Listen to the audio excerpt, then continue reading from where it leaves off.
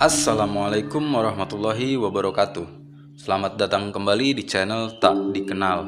Kali ini admin akan membawakan sebuah cerita yang bersumber dari Facebook dengan judul Anakku Bisa Melihat Mereka. Cerita ini masih dialami langsung oleh penulis, yaitu Kak Ananta. Wah, kehidupan Kak Ananta ini sepertinya sangat akrab dengan keberadaan mereka ya. Untuk teman-teman yang ingin membacanya secara langsung, admin akan taruh linknya di kolom deskripsi. Jangan lupa tinggalkan komen, like, dan share cerita beliau ya. Oke, seperti apa ceritanya? Selamat mendengarkan.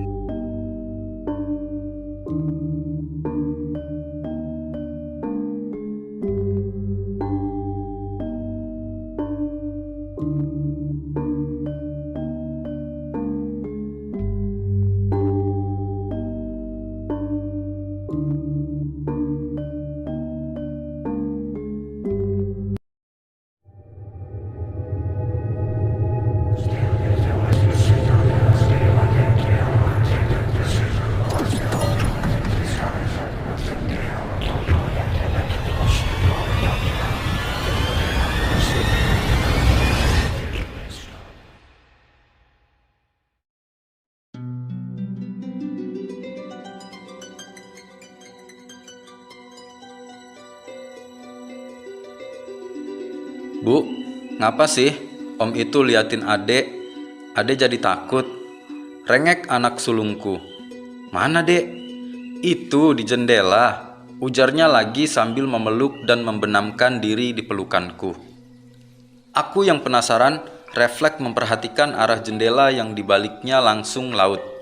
Suasananya juga sudah lewat waktu maghrib. Rasanya tidak mungkin ada orang di luar jendela. Kami baru pulang dari tempat ibu mertua. Karena dana kami minim, jadi mau tak mau kami pulang naik tongkang atau kendaraan laut yang bisa memuat barang. Memang beberapa ada jendela yang tidak bisa ditutup.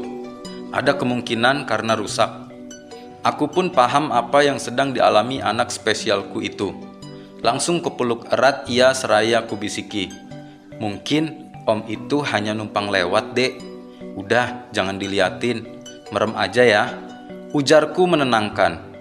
Aku tahu anakku memang peka dengan aktivitas makhluk halus semenjak ayahnya meninggal dunia. Yah, bisakah tolong tutup jendela itu pakai kain? Adek udah kedinginan, pintaku pada suami yang baru menikahiku 1 bulan yang lalu. Oh iya bun, sebentar ya, ujar suamiku sambil beringsut mengambil kain agar jendela itu tertutup. Ya, aku adalah janda anak 1. Suamiku meninggal dunia saat anakku berumur 9 bulan setelah dilahirkan di dunia. Kenalkan, namaku Mulan, dan anakku bernama Ica. Anakku saat ini sudah berusia 4 tahun, sedangkan umurku 22 tahun. Sudah banyak yang mengolokku karena aku menikah muda. Otomatis aku menyandang status janda pula. Jadi makin bertambah banyak yang mencibir bahkan merendahkanku. Hanya karena sering menolak pemuda-pemuda yang datang untuk meminangku sampai 4 tahun ini. Entahlah, aku masih belum melupakan almarhum suamiku. Bahkan banyak ibu-ibu yang merasa diri ini sangat menjijikan, bagaikan kuman yang harus dibasmi. Mungkin mereka takut aku akan menggoda suami mereka, padahal aku tidak pernah sekalipun mengganggu mereka. Dan ada juga yang menyuruh anak laki-laki mereka untuk masuk saat aku lewat depan rumahnya, sambil berujar, "Jang, masuklah, ada janda mati lewat," sambil teriak dan membuang muka. Entah di mana empati mereka, aku sama sekali tidak ingin mengalami takdir seperti ini. Sama sekali tak ingin. Bahkan, aku rasa tidak ada satupun wanita yang mau mengalami nasib seperti ini. Aku hanya bisa menangis tergugu sambil mencium kening bayi Ica mungilku. Sambil berdoa, semoga jika kelak ia dewasa akan jadi anak yang solehah dan sukses, agar bisa selalu mendoakan mendiang ayahnya. Bukankah amal yang tidak pernah putus ialah doa dari anak soleh solehah? Aku berharap doaku diijabah oleh Sang Pemegang hidup dan matiku. Kami bersyukur bisa terlepas dari keluarga almarhum suami. Penuh perjuangan untuk bisa pulang ke tempat orang tuaku. Bukan apa-apa. Terus berada di sana membuatku makin stres, terkadang jadi babu gratisan. Bahkan aku harus menggantikan anaknya yang telah tiada. Menengok orang tua pun tidak boleh. Dan ada satu alasan lagi, yaitu menghindari ipar. Bukankah ipar itu maut? Apalagi hidup di satu atap sedangkan suami sudah tidak ada. Pernah suatu pagi aku dikejutkan oleh tanda merah di bagian dada. Karena akhir-akhir ini aku sering tak bisa tidur. Dan bayiku demam mengajak begadang. Jadi di saat menjelang subuh aku sangat mengantuk dan tertidur. Tapi aku merasa badan ini seperti ada yang menggerayangi. Ingin bangun, tapi mata ini sangat sulit dibuka. Dari semenjak itu, aku tak bisa menghilangkan rasa khawatir. Setiap malam, takut kalau kakak iparku yang melakukan itu. Oh iya, waktu itu, kami ikut mertua karena suami anak bungsu. Mertuaku adalah janda yang sudah sepuh. Ibu mertua mempunyai 5 anak, 3 perempuan dan 2 laki-laki. Semua sudah berkeluarga. Dan rumah mereka berdekatan dengan rumah mertua. Hanya kakak laki-lakinya yang belum memiliki rumah sendiri dan merantau di tempat istrinya. Tapi kakak ipar tiba-tiba datang kembali dari rantauan bersama anak istrinya dan ikut tinggal bersama kami. Ya, jadilah kami satu rumah 3 keluarga. Aku tidak tahu apa lagi yang akan terjadi jika aku masih berada di sana. Mungkin sesuatu yang tak bisa terbayangkan akan terjadi. Dari situ, aku bertekad untuk pulang. Walau hanya baju yang melekat di badan. Jangankan meminta hak anakku, bahkan hak mayit pun mereka makan. Walaupun itu adik mereka sendiri. Seharusnya uang dari orang melayat bisa untuk 40 hari beliau. Ini entah hilang kemana sampai bapakku sendiri yang mengadakan acara itu untuk menantunya. Aku ingin memulai hidup baru bersama anakku. Saat itu aku sangat membutuhkan orang-orang terdekat untuk menguatkan raga yang seperti mati ini. Di sini malah dirundung oleh tetangga lingkungan karena statusku ini. Apakah ada yang salah dengan takdirku? Setelah 3 tahun pontang-panting bekerja, bukan hanya untuk memenuhi kebutuhan anakku, tapi juga agar aku tidak terlalu stres dengan semua yang sudah terjadi di hidupku dan di lingkungan tempat tinggal orang tuaku. Bahkan kadang dari keluarga almarhum suami sering datang mencaci maki orang tuaku karena membiarkan anaknya bekerja sehingga meninggalkan cucunya di sini. Ya, bukan hanya sekedar menghardik, juga mengintimidasi orang tuaku agar mereka mau menyuruhku tidak perlu bekerja lagi.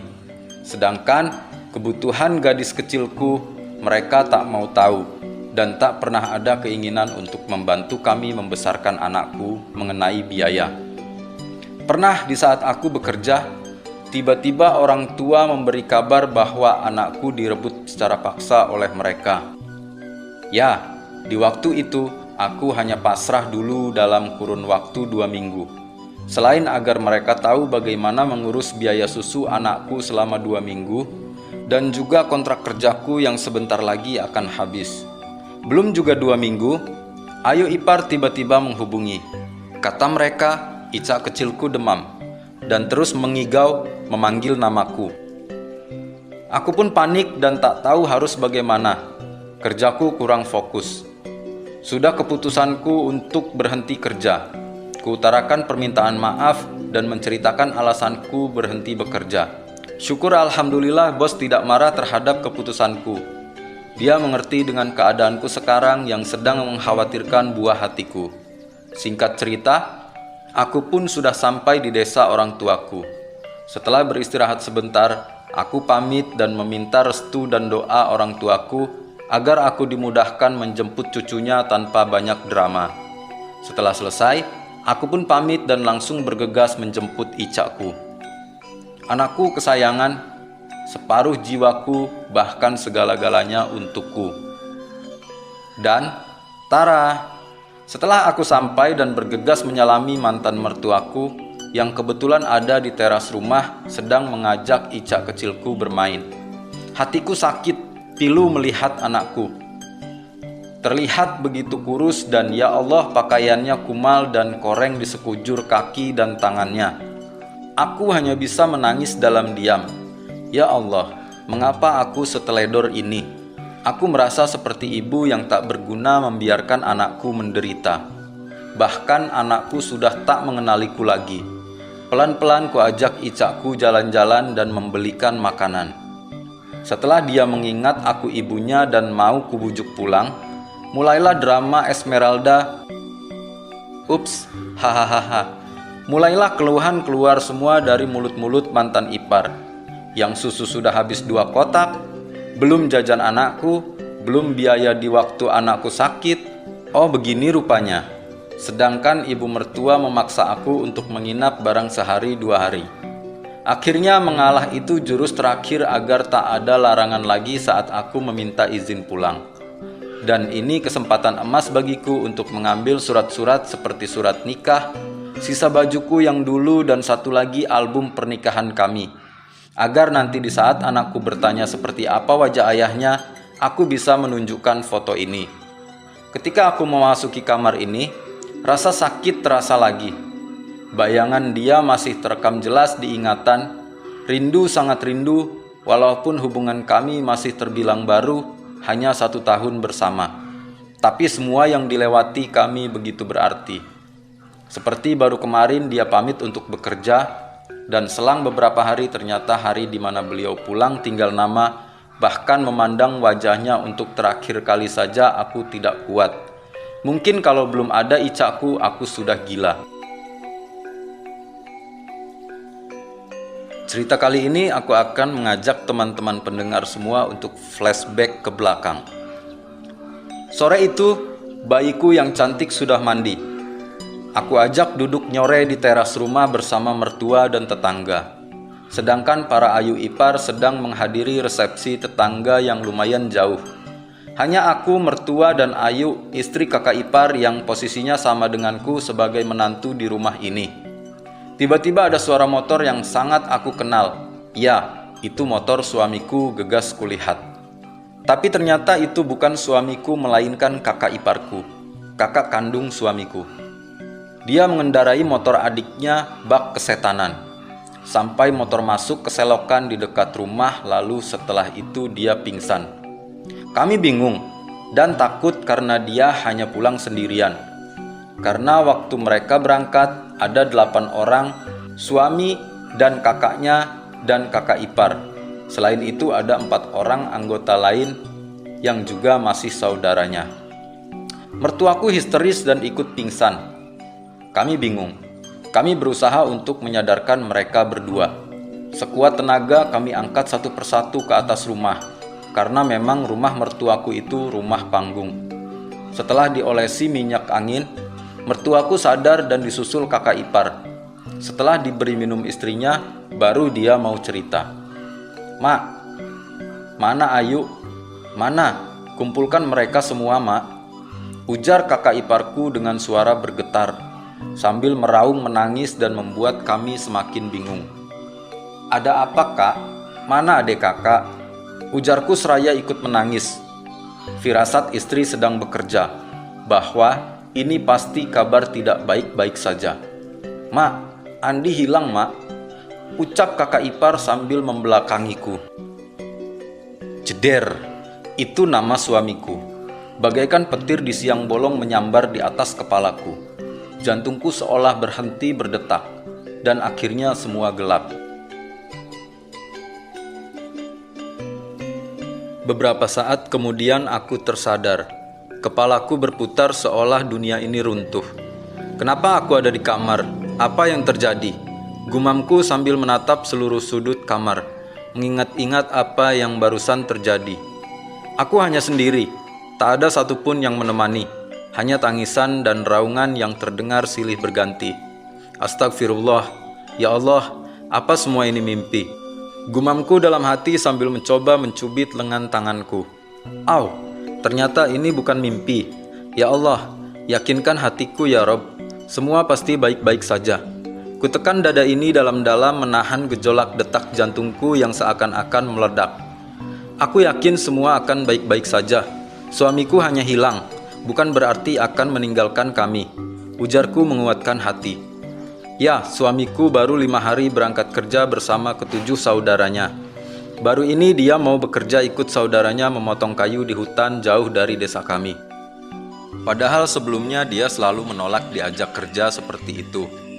Tapi hari itu, ia bertekad untuk ikut serta kakak-kakaknya tanpa peduli laranganku dan mertuanya.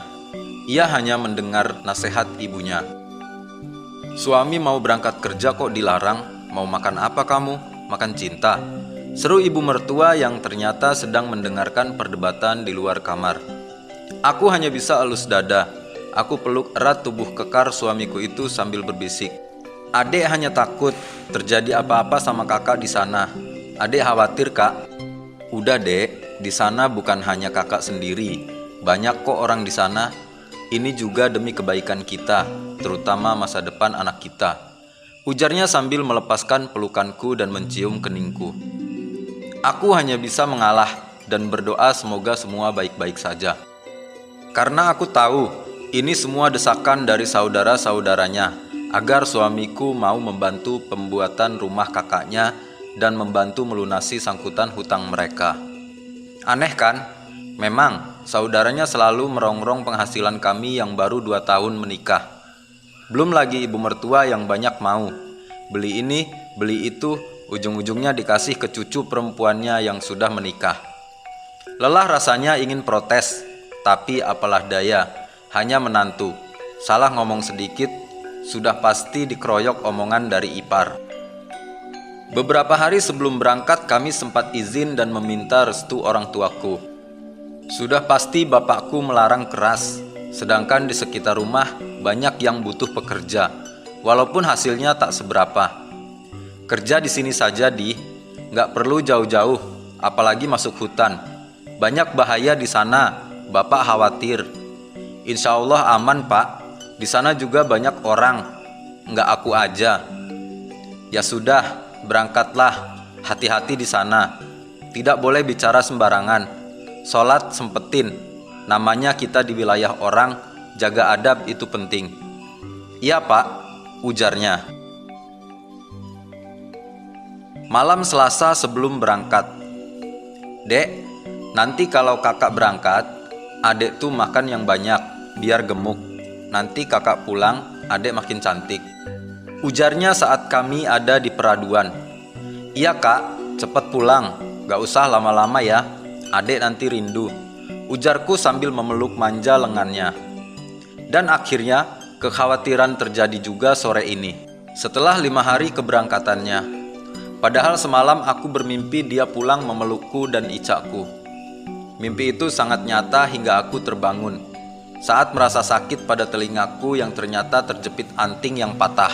Pikirku saat itu mungkin aku hanya rindu, jadi aku memimpikannya.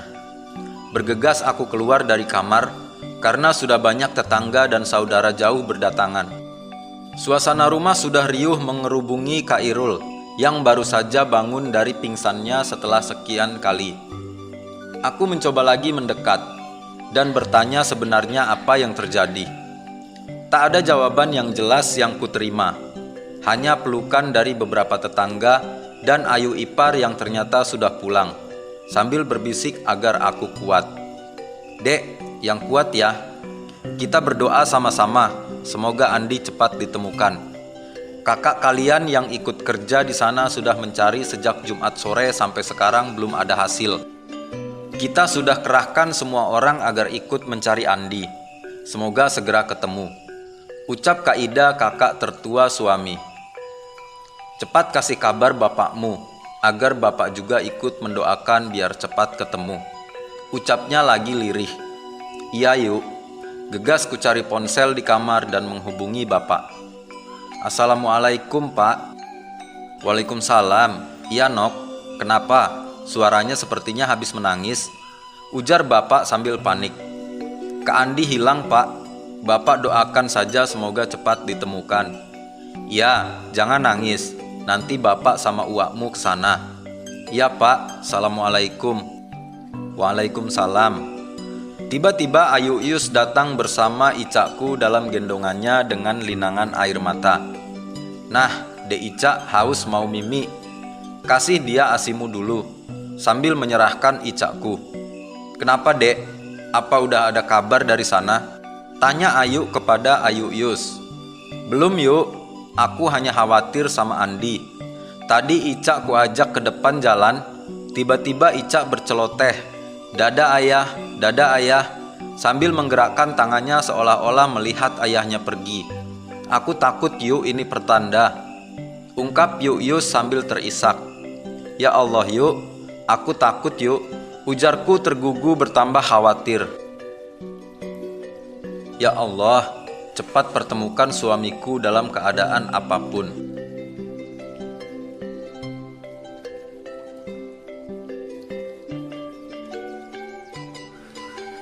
Sekian dulu untuk cerita kali ini.